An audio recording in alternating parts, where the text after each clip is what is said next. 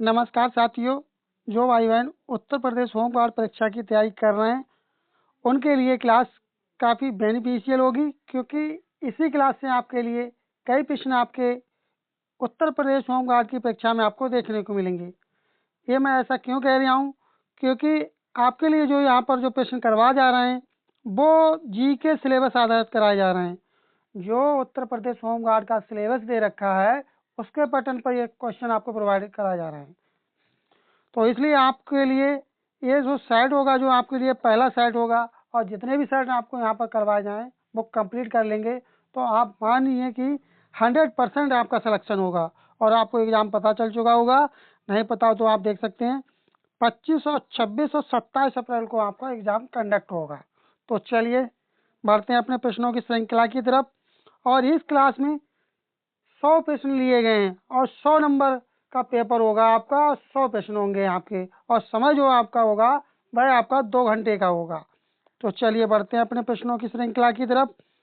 Class को आप पूरा लगाएं, और आपको बताना चाहेंगे यदि आप इस क्लास की पीडीएफ प्राप्त करना चाहते हो तो उसका लिंक डिस्क्रिप्शन बॉक्स में लगा दिया जाएगा, वहाँ से आप प्राप्त कर सकते हैं। तो चलिए देखते हैं पहला प्रश्न क्या है। निम्नलिखित में से कौन सा वेद जादुई अनुष्ठानों और वशीकरण के बारे में बताता है? अर्थात जिसमें जादू टोना के बारे में बताया गया है वह कौन सा वेद होगा? तो जादू टोना के बारे में कौन से वेद में बताया गया है? ज़रा आप कमेंट करके बताएंगे कि कौन से वेद में बताया गया है जादू टोना के बारे में। तो देखिए, आपको बताना चाहेंगे कि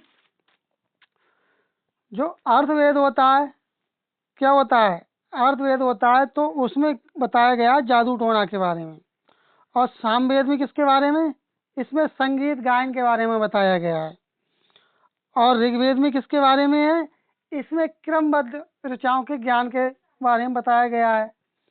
और यजुर्वेद में किसके बारे में बताया गया है? जरा आप कमेंट करके बताएंगे यजुर्वेद में किसके बारे में बताया गया है। तो इसमें बलि से संबंधित जानकारी के बारे में इसमें बताया गया है। चलिए अगला प्रश्न देखते हैं। अगला प्रश्न है कि किस वृक्ष के नीचे रानी माया देवी ने गौतम बुद्ध को जन्म दिया था?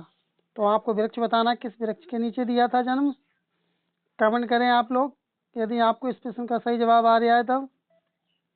तो आपका जवाब हो जाएगा, उन्होंने जो जन्म दिया था वह दिया था साल के वृक्ष के नीचे जन्म दिया था। चलिए अगला देखते हैं। अगला है कि रवि कीर्ति का ऐहोल शिलालेख पुलकेशन द्वितीय की डैश विजय के बारे में विस्तार से वर्णन करता है। तो वह कौन सा अभिलेख होगा? तो आपको यह बताना है इसमें। तो आपका जवाब हो जाएगा हर्ष। क्या हो जाएगा? हर्ष आपका सही उत्तर हो जाएगा। चलिए अगला देखते हैं। नाट्य शास्त्र पुस्तक भारत के शास्त्रीय नृत्य पर आधारित किसके द्वारा लिखी गई थी? तो ये पुस्तक के लेखक आपको बताना है। तो आपका जवाब हो जाएगा, इसके लेखक हैं, नाट्य शास्त्र के लेखक कौन हो जाएंगे? भरत मुनि हो जाएंगे। ये एक्यूरेट प्रश्न लिए गए हैं जो कि आपके पेपर में अवश्य आपको देखने को अवश्य मिलेंगे। चलिए अगला देखते हैं। अगला है कि सबरीमाला मंदिर कहाँ पर स्थित है? तो सबरीमाला मंदिर कहाँ स्थित है? तो आपका जवाब हो जाएगा, ये केरल में स्थित है। चलिए अगला प्रश्न देखते हैं। अगला प्रश्न है कि भारत में सिजदा प्रथा किसने शुरू की थी? एक प्रथा होती थी, एक सिजदा नाम की प्रथा होती थी, तो उसकी शुरुआत किसने की थी? तो आपका जवाब हो जाएगा, क्वेश्चन नंबर 6 का जवाब हो जाएगा गियासुद्दीन बलबन ने शुरू की थी। कौन सी प्रथा शुरू की थी इन्होंने की थी सिजदा प्रथा की शुरुआत की थी। चलिए अगला प्रश्न देखते हैं। अगला प्रश्न है कि निम्नलिखित विकल्पों में से उस विकल्प का चयन करें जो मुगल सम्राटों के कालक्रम को सही क्रम में दर्शाता है। तो कौन सा क्रम जो सही क्रम दर्शाता है? तो आपका जवाब हो जाएगा, देखिए सबसे पहले किसका शासन था? अकबर का। उसके बाद में जहांगीर, उसके बाद में शाहजहाँ, उसके बाद में औरंगजेब। तो इस तरह से इनका एक क्रमबद्ध इनका चयन सिस्टम इनका हो जाएगा। तो इस तरह से आपका डी वाला जो ऑप्शन होगा यह आपका सही उत्तर हो जाएगा। और इस क्लास में पूरे के पूरे 100 प्रश्न लिए गए हैं और आपके पेपर में भी 100 प्रश्न पूछे जाएंगे। इस बात का आप विशेष करके ध्यान रखें। आपके क्लास क्वेश्चन पेपर जो होगा उसमें 100 प्रश्न आपको देखने को मिलेंगे। और ये प्रश्न आप देख रहे हैं कितना इजी प्रश्न पूछा गया। ताजमहल किसने बनवाया था? तो इसका जवाब आप कमेंट करके बताएंगे कमेंट बॉक्स में। मुगल सम्राट हुमायूं का मकबरा डैश में स्थित है। तो हुमायूं का मकबरा है पूछा गया है, तो आपका जवाब हो जाएगा दिल्ली में स्थित है। चलिए अगला प्रश्न देखते हैं। अगला है कि बक्सर का युद्ध कब हुआ था? कमेंट करेंगे आप लोग जरा, बक्सर का युद्ध कब हुआ था? कमेंट करें आप लोग कि बक्सर का युद्ध कब हुआ था। तो आपका जवाब क्या हो जाएगा, बक्सर का युद्ध कब हुआ था? तो आपका जवाब हो जाएगा 1764 में।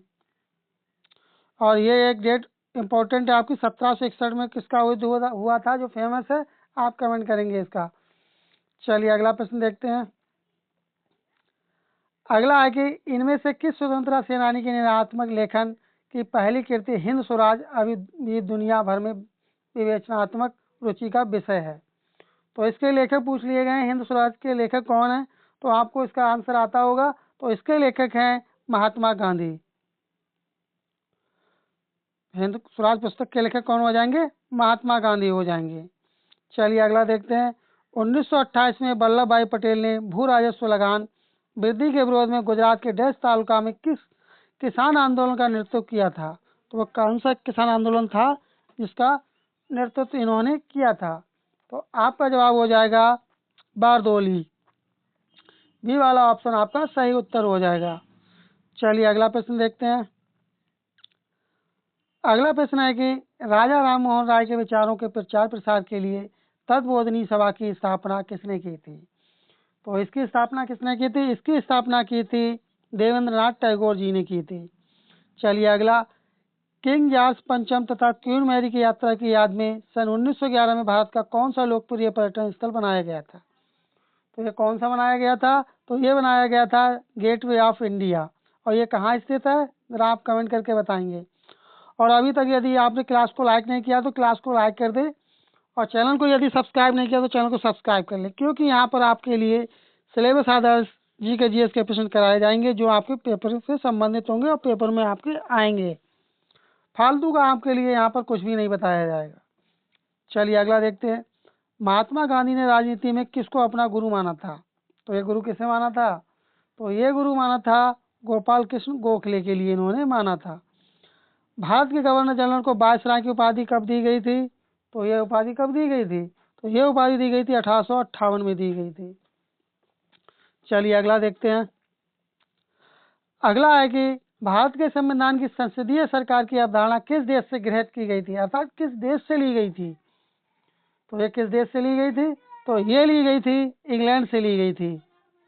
बी वाला ऑप्शन जो आपका होगा यह आपका करेक्ट आंसर हो जाएगा।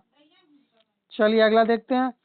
डैश के अनुसार संसद ने संविधान संशोधन 42वां किया और संविधान की उद्देशिका में पंथ निरपेक्ष, समाजवादी और अखंडता शब्द को शामिल किया गया। वेरी वेरी इंपॉर्टेंट क्वेश्चन है ये साथियों। तो आपका सही जवाब क्या हो जाएगा?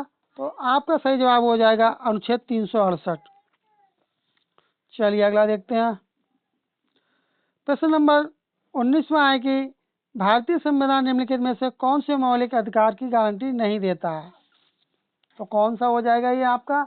ये आपका हो जाएगा व्यवसाय का अधिकार नहीं देता है, लेकिन आपका स्वाधीनता का अधिकार भी देता है, धार्मिक स्वतंत्रता का भी अधिकार और समानता का अधिकार भी देता है, लेकिन व्यवसाय का अधिकार ये नहीं देता है।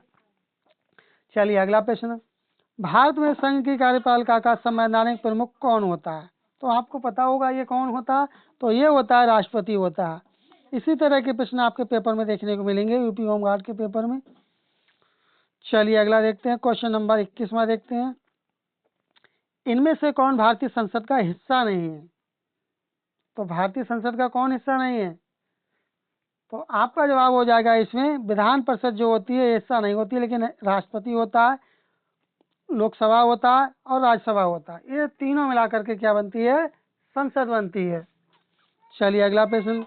लोकसभा की पहली महिला स्पीकर के रूप में किसे नियुक्त किया गया था? तो आपको पता होगा किसे नियुक्त किया गया था।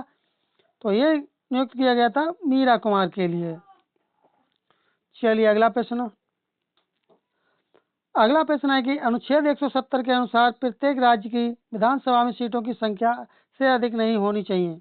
तो कितनी सीटों से अधिक नहीं होनी चाहिए? तो आपका जवाब हो जाएगा 500 से अधिक नहीं होनी चाहिए। अब इसमें पूछा गया ईवीएम का पूर्ण रूप क्या है, क्योंकि ये बहुत चर्चा में रहती है। तो क्या इसका हो जाएगा इलेक्ट्रॉनिक वोटिंग मशीन। तो आपका डी वाला ऑप्शन आपका सही उत्तर हो जाएगा। चलिए अगला देखते हैं। अगला है कि खंड पंचायत समिति के अध्यक्ष का चयन किसके द्वारा किया जाता है। तो ये इसका चयन किसके द्वारा होता है। तो इसका तो चयन होता है समितियों के सदस्यों के द्वारा इसका चयन होता है। तो इस तरह से आपका सही जवाब हो जाएगा, ए वाला ऑप्शन आपका सही उत्तर हो जाएगा। अगला है कि भारतीय संविधान के किस अनुच्छेद में विशेष रूप से उल्लिखित किया गया कि संघ की राजभाषा हिंदी और लिपि देवनागरी होगी। तो इसका वर्णन किस में किया गया है। तो इसका वर्णन किया गया है अनुच्छेद 343(1) में। चलिए अगला प्रश्न। अगला प्रश्न है कि भारत के राष्ट्रगान के रचयिता कौन थे। वेरी इजी क्वेश्चन, आप इसका जवाब कमेंट करके बताएंगे। आकाशगंगा का आकार है, तो आकाशगंगा का आकार कैसा होगा। तो इसका आकार आपका हो जाएगा सर्पिलाकार। चलिए अगला। डोल ड्रम भूमध्य रेखा के इर्द गिर्द दाब वाला क्षेत्र है जहाँ चलने वाली हवा शांत होती हैं। तो इसका आपका जवाब क्या होगा। तो इसका जवाब आपका हो जाएगा निम्न। आपको इसी क्लास से बहुत सारे प्रश्न आपके लिए डायरेक्ट आपको देखने को मिलेंगे आपके पेपर में, और आपके लिए लगातार क्लासेस आपको करवाएंगे और आपके लिए फ्री में PDF आपको देंगे, जिसका लिंक डिस्क्रिप्शन बॉक्स में लगा देंगे। उसे आप ज्वाइन करेंगे, वहाँ से आप PDF प्राप्त कर सकते हैं। चलिए अगला प्रश्न। विश्व का सबसे बड़ा जलीय निकाय कौन सा है। विश्व का पूछा गया है सबसे बड़ा, तो आपका जवाब होना चाहिए कैस्पियन सागर। अगला। कौन सी नदी लंदन से होकर बहती है। तो कौन सी नदी जो लंदन से होकर के बहती है। तो आपका जवाब हो जाएगा थेम्स। हवाई द्वीप की राजधानी क्या है। तो आपका जवाब क्या होगा। तो आपका जवाब हो जाएगा तो हवाई द्वीप की राजधानी क्या है। तो आपका जवाब क्या होगा। तो आपका जवाब हो जाएगा होनोलुलु। क्या चीज़। होनोलुलु। कितना अजीब नाम है इसका, होनोलुलु। चलिए अगला देखते हैं। भारत दक्षिण एशिया का तीसरा सबसे बड़ा देश है जो पृथ्वी के भू क्षेत्रफल के भाग में फैला है। तो कितने % में फैला है। आपको बताना कितने % में फैला है, कमेंट करके बताएं कितने % में ये फैला है। 2.4% में, 4.3% में, 6.5% में या 5.7% में। तो आपका जवाब हो जाएगा, आपका सही जवाब क्या हो जाएगा। ज़्यादातर आप लोग इसका सही जवाब दे रहे हैं, तो इसका आपका सही जवाब आ रहा है ज़्यादातर आप लोगों का। तो इसका सही जवाब हो जाएगा 2.4%। चलिए अगला। क्षेत्रफल की दृष्टि से कौन सा भारत का सबसे छोटा केंद्र शासित प्रदेश है। तो आपका जवाब हो जाएगा लक्षद्वीप। चलिए अगला देखते हैं। अगला है कि निम्न में से कौन सा पर्वत और राज्य केंद्र शासित शामिल प्रदेश सही सुमेलित नहीं है। तो देखिए नंदा देवी कहाँ है। तो आपको पता होगा नंदा देवी आपका उत्तराखंड में है, ठीक है। सासर कांगड़ी है आपका लद्दाख में है। कंचनजंगा आपका सिक्किम में है। और केटू पर्वत कहाँ स्थित है। तो ये हिमाचल ना होकर के कहाँ पर हो जाएगा। तो यही आपका सही उत्तर होगा, आप कमेंट करके बताएंगे केटू गॉडविन जो चोटी है वह कहाँ स्थित है। चलिए अगला देखते हैं। कौन सा भारत का सबसे बड़ा नदी द्वीप है। तो आपका जवाब क्या होना चाहिए। तो आपका जवाब होना चाहिए माजुली द्वीप। वेरी वेरी इंपॉर्टेंट क्वेश्चन है ये, और ये आपका 35-36।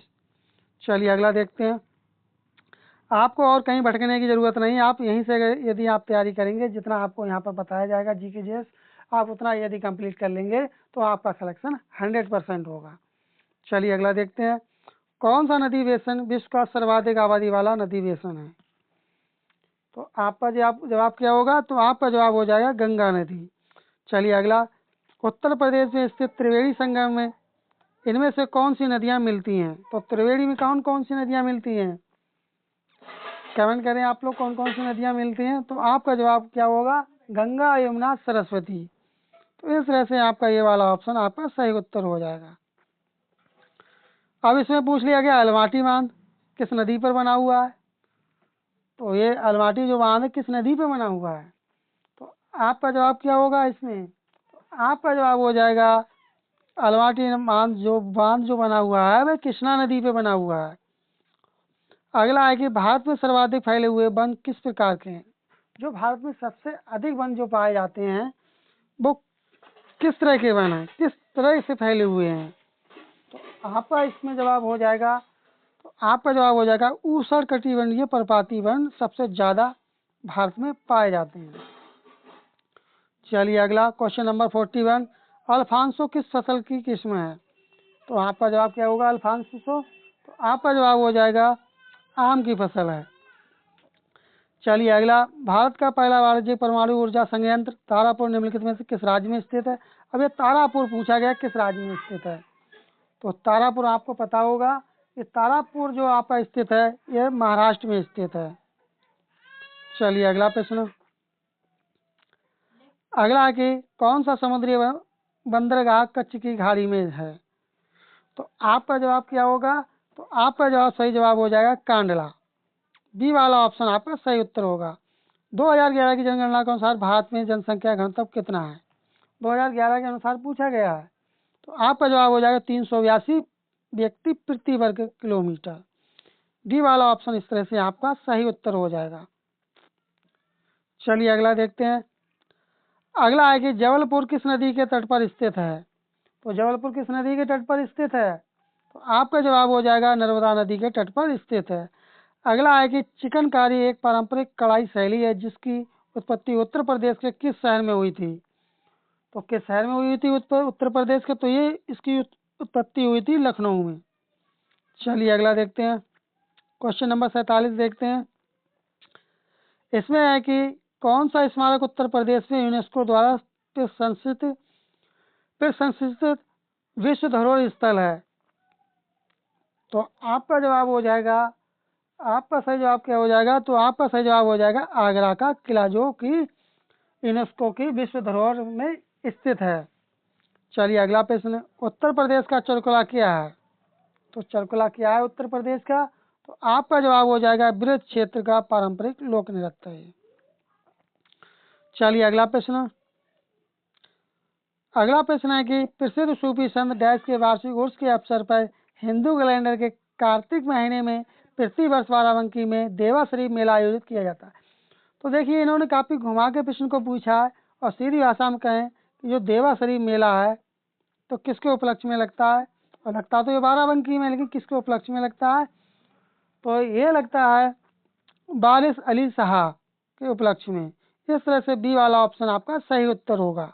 चलिए अगला प्रश्न, उत्तर प्रदेश के किस शहर को पूर्व का ग्रास के नाम से जाना जाता है? तो ये पूर्व का ग्रास किससे कहते हैं? तो ये कहते हैं कन्नौज के लिए कहते हैं। और कन्नौज के लिए और भी कुछ कहते हैं, आप जरा कमेंट करके बताएंगे। तो कन्नौज के लिए और क्या कहते हैं? तो कन्नौज जो है जो इत्र के लिए भी फेमस है। और मुरादाबाद जो आपका है ये पीतल नगरी के लिए फेमस है। और बनारस किसके लिए फेमस है? बनारसी साड़ी के लिए फेमस है। चलिए अगला देखते हैं, क्वेश्चन नंबर 51 देखते हैं। निम्नलिखित में से कौन सा एक कर मुक्त अनुलाभ है?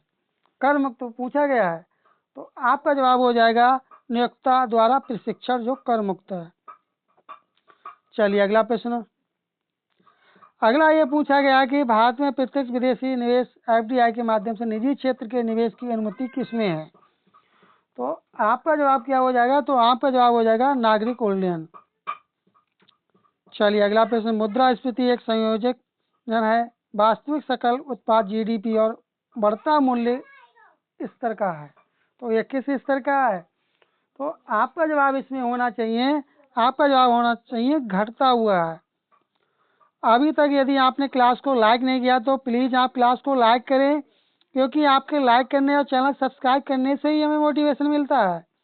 और इस क्लास की पीडीएफ को डिस्क्रिप्शन बॉक्स में लिंक लगा देंगे, वहाँ से आप टेलीग्राम से जाकर के प्राप्त कर सकते हैं। अगला है कि धर्मवीर की अध्यक्षता में राष्ट्रीय पुलिस आयोग की नियुक्ति किसके अंत में की गई थी?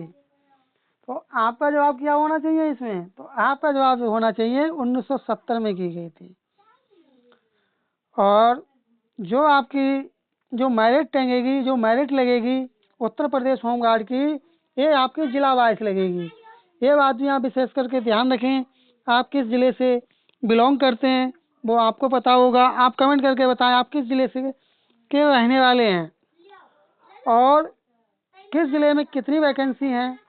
तो उसका जो डिटेल्स जो नोटिफिकेशन है वह टेलीग्राम पर डाल दिया गया है, वहाँ से आप अपने ज़िले की वैकेंसी देख सकते हैं कि आपके जिले की कितनी वैकेंसी हैं?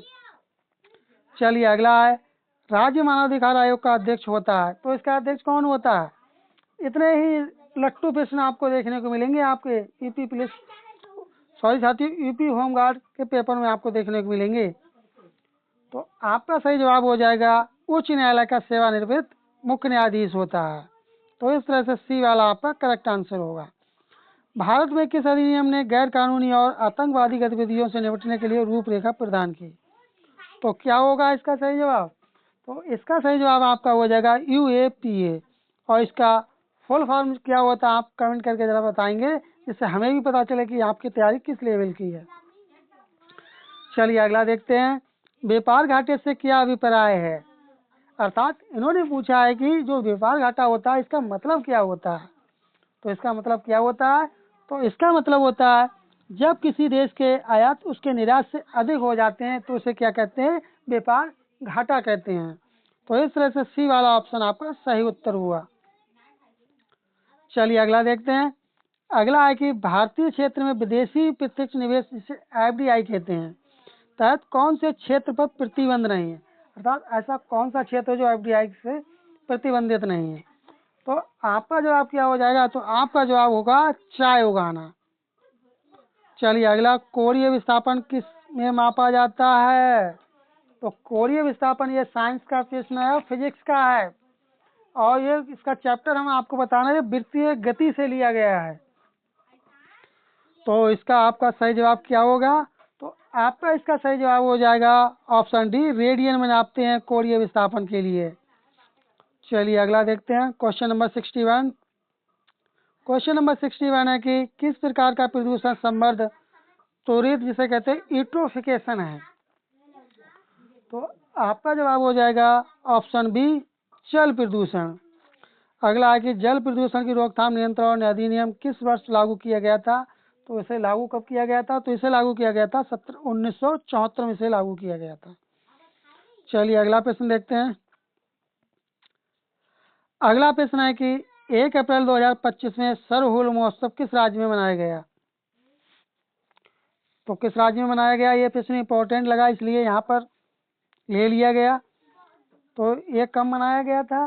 तो ये आपका मनाया गया था झारखंड में मनाया गया था। सरहुल महोत्सव कहाँ मनाया जाता है? ये झारखंड में मनाया जाता है। अगला है कि कौन सा एक स्टोरेज डिवाइस नहीं है? बताएं कौन सा एक स्टोरेज डिवाइस नहीं है? तो आपका जवाब हो जाएगा मॉडेम। मॉडेम कोई स्टोरेज डिवाइस तो नहीं होता है। चलिए अगला देखते हैं। अगला प्रश्न है कि कौन सी विद्युत चुम्बकीय तरंगे नहीं है? क्या पूछा गया? विद्युत चुम्बकीय पूछा गया है। तो आपका जवाब हो जाएगा अल्ट्रासाउंड। अगला है कि परमाणु संश्लेषण प्रतिक्रियाएं स्वचालित रूप से होती हैं। तो ये जो क्रियाएं होती हैं जो बेसिकली होती है सूर्य में ना, परमाणु संश्लेषण प्रक्रिया किसमें होती है? सूर्य में होती है। चलिए अगला प्रश्न 69 का क्वेश्चन देखते हैं। 69 नंबर का, किस रासायनिक अभिक्रिया के दौरान एक पदार्थ में हाइड्रोजन की वृद्धि क्या कहलाती है? तो हाइड्रोजन की वृद्धि क्या कहलाती है? तो ये आपकी कहलाती है अपचयन कहलाती है। उस धातु का नाम बताएं जिसे आसानी से चाकू से काटा जा सकता है। आप कमेंट करके बताएंगे इसका जवाब क्या होगा? कमेंट करके आप बताएं चाकू से किसे काट सकते हैं। देखिए आप तांबा को चाकू से काट सकते हैं? नहीं काट सकते हैं। एल्यूमिनियम को नहीं काट सकते हैं। वैसे तो आप रगड़ के तो ऐसे काट सकते हैं, लेकिन आसानी से पूछा गया आराम से किसे काट सकते हैं? तो ये काट सकते हैं सोडियम के लिए। सोडियम का प्रतीक क्या होता है? आप कमेंट करके बताएंगे। चलिए अगला प्रश्न। अगला है कि प्रोटीन की जानकारी प्रदान करने वाले DNA के भाग को डैश कहते हैं। जो प्रोटीन की जानकारी प्रदान करता है तो उसे क्या कहते हैं? तो उसे क्या कहते हैं? तो उसे आप लोग कहेंगे जीन कहेंगे। अगला है कि उस एंजाइम का नाम बताइए जिसका उपयोग प्रोटीन को पेप्टाइड में रूपांतरित करने के लिए किया जाता है। प्रोटीन से किसमें करता है? पेप्टाइड में कन्वर्ट करता है। तो आपका जवाब हो जाएगा पेप्सिन। बी वाला ऑप्शन आपका सही उत्तर हो जाएगा। अगला प्रश्न है कि हृदय की धड़कन का पता लगाने में निम्न में से कौन सा यंत्र सहायक होता है? तो कौन सा यंत्र सहायक होगा? तो आपका जवाब होगा स्टेथोस्कोप। ए वाला ऑप्शन आपका सही उत्तर होगा। अगला है कि निम्नलिखित में से किसे पादप जगत का उभयचर कहा जाता है। तो पादप जगत का पूछा है, तो आपका जवाब हो जाएगा ब्रायोफाइट्स के लिए कहते हैं। चलिए अगला देखते हैं। अगला प्रश्न है कि भारत में औरंग टाइगर रिजर्व कहाँ स्थित है। औरंग टाइगर रिजर्व कहाँ स्थित है, तो आपका जवाब हो जाएगा ये असम में स्थित है।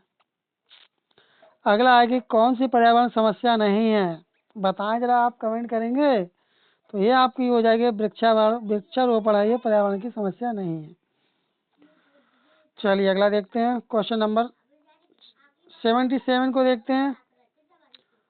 2 अप्रैल 2025 में स्टार्टअप महाकुंभ का आयोजन कहाँ किया गया, तो ये कहाँ किया गया था, तो आपका जवाब हो जाएगा नई दिल्ली में किया गया था।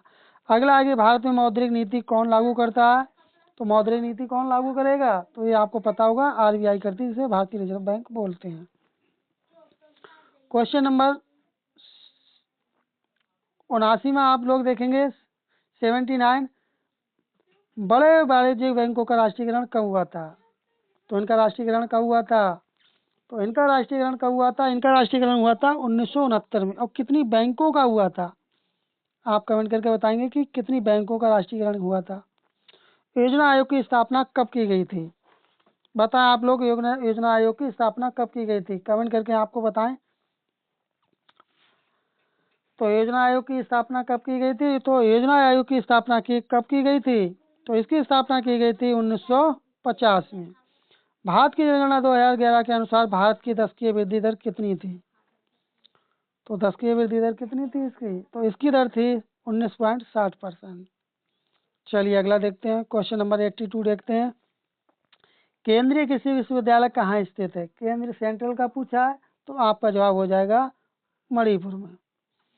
अगला है कि निम्न में से कौन सा संगठन नीति वचन में विश्वास करता है कि अंधेरे को कोसने की बजाय एक मोमबत्ती जला देना बेहतर है, तो आपका जवाब हो जाएगा एमनेस्टी इंटरनेशनल। डी वाला ऑप्शन आपका सही उत्तर होगा।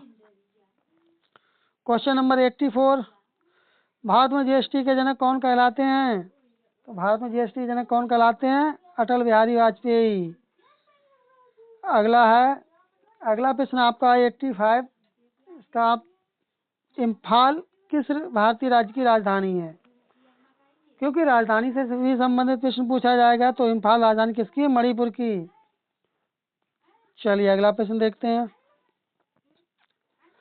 अगला है कि भारत में किस नेता के जन्मदिन को बाल दिवस के रूप में मनाया जाता है, तो ऐसा कौन सा नेता है, तो वह नेता हो जाएगा बाल दिवस के रूप में मनाते हैं। तो कौन से नेता के लिए बाल दिवस के रूप में मनाते हैं, तो ये मनाते हैं जवाहरलाल नेहरू के। नासा द्वारा निर्मित एआई मॉडल सूर्य किस तकनीकी कंपनी के सहयोग से विकसित किया गया था, तो कंपनी का नाम पूछा है, तो आपका जवाब हो जाएगा आईबीएम के द्वारा। चलिए अगला प्रश्न देखते हैं। 88 देखते हैं। सदगति पुस्तक जिस पर एक फिल्म बनी थी किसके द्वारा लिखी गई थी, तो ये किसके द्वारा लिखी गई थी, ये लिखी गई थी प्रेमचंद के द्वारा। अगला है कि निम्नलिखित में से कौन सा त्योहार शिक्षकों के प्रति सम्मान और कृतज्ञता व्यक्त करने के लिए मनाया जाता है, तो आपका जवाब क्या हो जाएगा, तो आपका जवाब हो जाएगा गुरु पूर्णिमा। चलिए अगला देखते हैं। अगला प्रश्न है कि भारतीय पंचांग के अनुसार हेमंत ऋतु किन महीनों में आती है, तो ये किन महीनों में आती है, तो ये आती है मार्च पौष के महीने में। अगला है कि एक केंद्र प्रायोजित योजना के रूप में भारत सरकार द्वारा project elephant, very very important प्रश्न है, किस वर्ष शुरू किया गया था, तो इसकी शुरुआत कब की गई थी, तो इसकी शुरुआत की गई थी 1992 में। चलिए अगला देखते हैं। अगला है कि कौन सा राज्य नेपाल के साथ अपनी सीमा साझा नहीं करता है, वेरी वेरी इंपॉर्टेंट, तो आपका सही जवाब हो जाएगा असम। चलिए अगला देखते हैं। क्वेश्चन नंबर 93 है कि 93 में क्या, सूची फर्स्ट को सूची सेकंड से शामिल करना, ये सूची फर्स्ट दे रखी है, ये सूची सेकंड। सूची फर्स्ट में क्षेत्र दे रखे हैं, सूची सेकंड में खनिज दे रखे हैं, तो बताएं आपका सही जवाब क्या होगा। तो देखिए सोनभद्र जो किसके लिए प्रसिद्ध है, चूना पत्थर के लिए। सोनभद्र फेमस किसके लिए? चूना पत्थर के लिए। तो ए का क्या हो जाएगा? तो ए का आपका हो जाएगा चौथा वाला हो जाएगा। अब फिर देखते हैं इलाहाबाद किसके लिए फेमस है। तो इलाहाबाद किसके लिए फेमस है? तो नॉन प्लास्टिक फायर प्ले के लिए। तो इस तरह से बी का आपका क्या हो जाएगा? दूसरा वाला। अब ये मैच करके देखते हैं कौन से वाले में। तो देखिए इसमें चौथा, इसमें चौथा, दूसरा, तो डी वाला ऑप्शन आपका इस तरह से सही आंसर हो जाएगा। चलिए अगला देखते हैं, गुप्तकालीन मंदिरों में कौन सा उत्तर प्रदेश में अवस्थित है? तो आपका जवाब हो जाएगा देवगढ़ का दशावतार मंदिर। डी वाला ऑप्शन आपका सही उत्तर हो जाएगा। चलिए अगला देखते हैं।